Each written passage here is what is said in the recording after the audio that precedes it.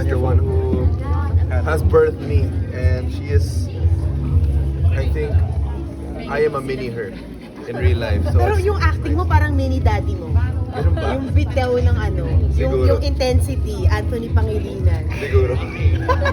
Hybrid. Hybrid. DNA rin naman yan eh. Oh, Hybrid.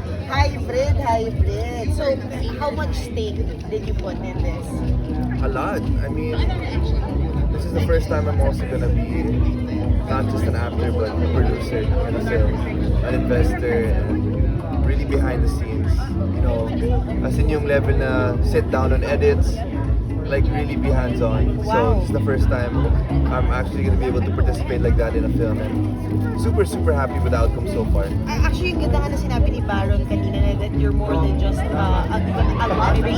Even though, of course, you're flying high with Don Bell, you're really your own here, right? Like, anong pinakita mo rito that hindi mo pa pinapakita sa iba mong projects?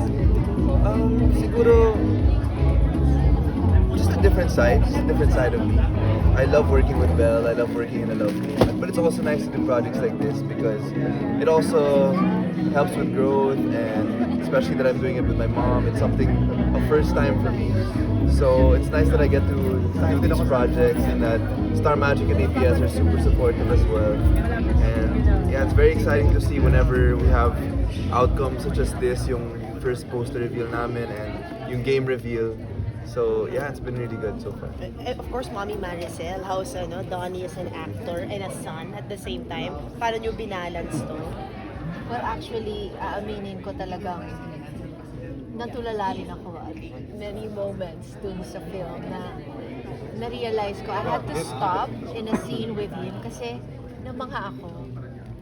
This is my son and I'm so proud of him. Mhm. Parang family affair to, no? With Hannah here as well. Sabi niyo sinulat pala niya yung parts nito. A lot of it, You yeah. know, nakakatuwa to be part of a family project. Ako yung driver going to the set. Tapos sabi ko, teka muna, ako yung artista dito. Tapos andun si Anthony. Di mo ko din-drive Hindi, ibang time tayo. Si Daddy tsaka si Pag Hannah, kayo ni drive ko. Mm. Sabi nila, ano gusto mo yung producer mag-drive sa'yo? O sige, pagdating natin sa set, artista na ako ha. It's so nice. Nobody wants to leave the set kasi magkakasama na kami. No, and like I said a while ago, para naging reunion na rin namin kasi tagal na namin hindi nagkikita ng ganun katagal. See each other 18 days or more than 18 days for filming and the conceptualizing of the film. We've been so busy doing our own thing. My mom was working on her serie, I was working on a movie and a couple of shows. So yeah, it was like all birds one stone. Sana mapasama to sa MMFF. Like, Sana po. because it's a family film actually. Our at the end dream of the day. sana ma-consider kami sa MMFF para naman magbigyan ng voice yung esports community. Mhm. And of course, sa October, mapapalabas yung Can't Buy Me Yes, Love. Ano ba pwede Can't mong Buy Me i-share doon, Donnie? Ayun, it's gonna be out on Netflix. I think that's the biggest announcement so far. And the cast reveal is out. What can I share? Sobrang iba yung character ko din doon. Dito, tsaka sa mga previous projects ko. And It's your first teleserye? first teleserye ko, yes. First teleserye. Kasi yung iba series lang, mga 12 episodes, ganun. And this will be shown halos every day, di ba? Oo. Every day talaga. So, medyo mas challenging siya. But Direct May is such a joy to work with. And just the team has been very motivating and inspiring. So, sobrang good year for you kasi a movie and first teleserye. Diba? Like, how do you handle the pressure of it all? I guess I just need to know my balance and know my time management and also know when to take a break and to just take a breather. Pero ka bang reward sa sarili mo? Regalo? Reward? Pinaka-reward niya tulog. Reward ko sa sarili ko. Yes, tulog, rest. Time with my family, I guess. I don't know. Just to see that people love the project. I think and they're able to smile and to laugh, take a breather. I think that's the biggest reward. Your parents even said, hinahatid mo pala yung little sister mo sa school. Nagagawa mo pa pala yun at times. I mean, oh my if God. I can, yeah. Grabe. So, what's gonna be next for you? Mga business venture, etc. Yeah, we just opened first gasoline station. That's what we're busy with right now. Business venture, more in real estate. Ito yung ano ko eh, secretary ko. Oh. Kaya lahat ng Secure na. lahat ng purchases ko pupunta sa account sa cellphone niya. Kaya Alam ko kailangan ano, Meron ba Kailangan doon na easy na. pinupulis mo na teka lang, sobra na to? minsan may text ako na makikita, Donnie, saan nanggaling tong ano, 250 pesos na to? Hindi, si Donnie magaling siyang mag-manage ng pera niya. Ako lang naman yung secretary niya. Siya naman talaga yung nagdidesisyon.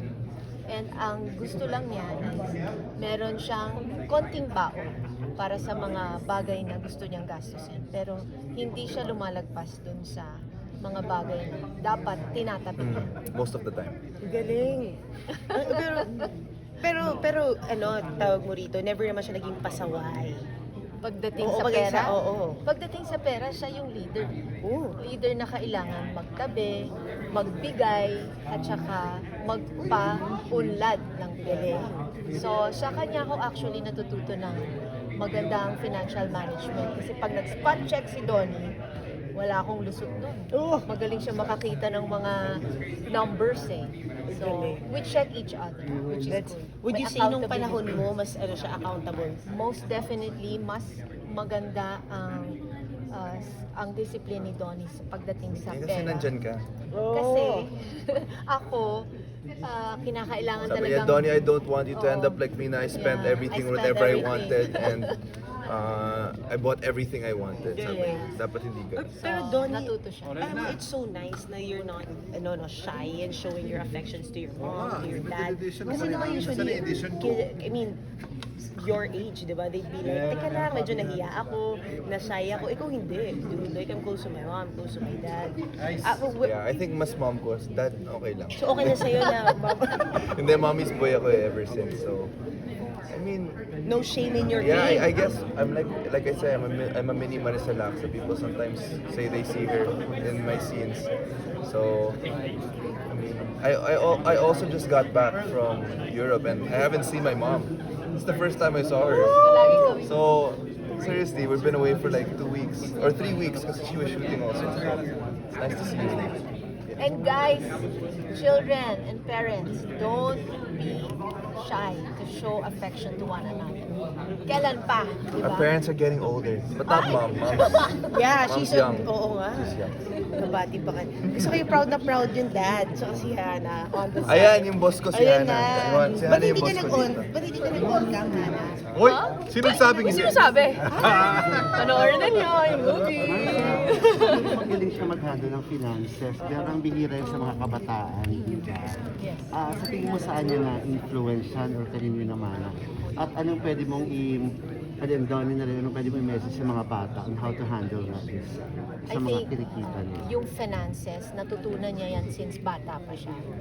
Noong 6 years old siya, nagkaroon siya ng fascination sa pera. Pero hindi lang dun sa ganda nung pera, pero Hindi kung mukhang pera, paano, ganun ba? hindi siya mukhang pera. Natutuwa siya sa pera at natutuwa siyang palaguin yon. Tapos natutuwa rin siyang magbigay ng pera. Ngayon, ang pagturo namin sa finances sa mga anak namin is, bibigay namin yung kinakailangan nyo, pero kung may gusto kayo, kailangan kayo gumawa ng paraan para kitain yung pera na kailangan dun sa makukuha ninyong gusto nyo. So, I think that's important na ma-instill natin sa mga kabataan. And at the same time, turuan natin sila ng strategies kung paano magpapalago, magbibigay, at saka mag-e-enjoy din dun sa perang kikitain.